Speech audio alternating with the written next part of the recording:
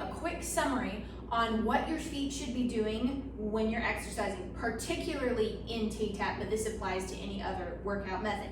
So for the workouts, you want to, first of all, have your weight centered in your heels. You don't want to be shifting forward. When we shift forward, that gets us out of alignment. You want to have your weight and your center of gravity in your heels. The next thing that I want you to focus on is what your ankles are doing. Do you roll your ankles in, which brings your knees pronating in, or do you tend to walk on the outside edge of your feet, or do you tend to do a duck position like this, or do you have one foot that ducks out?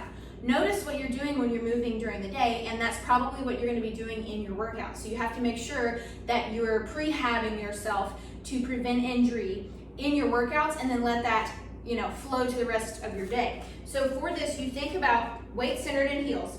Then I want you to imagine like you have a triangle, and it goes from your big toe to the ball joint of the big toe, under the big toe, to the little toe, to the heel, and it makes a triangle shape. I'll put a picture up here on the screen so you can see. It makes a triangle shape. I want you to have that triangle shape in mind, and I want you to balance on it. So your weight is centered in your heels, but you're using the pad of the foot, the ball joint, and that little toe area. You're using that as a tripod.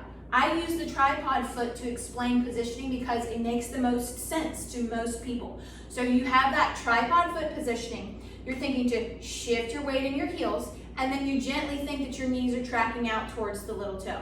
Extras that you can add, you can lift your toes up when you do this and jazz the toes. This increases your body's proprioception, or your body's perception of where you are in space. It can help you with stability. It can help you walk better, move better. When your brain connects with where your toes are, you can see changes all the way up your body from the fascia and all of that, because you are actually knowing where you are in space even better. So jazzing the toes, like I said, then you can still think that you have that tripod positioning, and when you have the tripod foot positioning, guess what? Your knees automatically track out.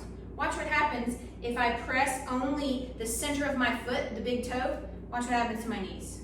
No, that's not good. You do not want to be bringing your knees in like that. You want to have knees tracking towards the little toe. Why? Because it strengthens the knees, it can help rehabilitate them, and when you're doing this, you're putting the weakest part of your knee with the most load. You're putting the most weight of your body onto the weakest part of your knee, and nobody wants to do that. So you have to think about that positioning when you're doing that with your feet. Whether you are doing T-Tapp twist or you're doing primary back stretch, you're thinking about that foot positioning. You're not collapsing your arches in. You're not excessively rolling to the outside edge of your foot. And if you have some of Teresa's newer workouts that she made several years ago, you will hear her say ankle activate. I have a whole video on ankle activate, and I will link that below for you to check out, because I've covered that, but I wanted something really simple to help people understand, because it's confusing. Because sometimes it's weight on the outside edge of your foot, or no ball joint, and all these different,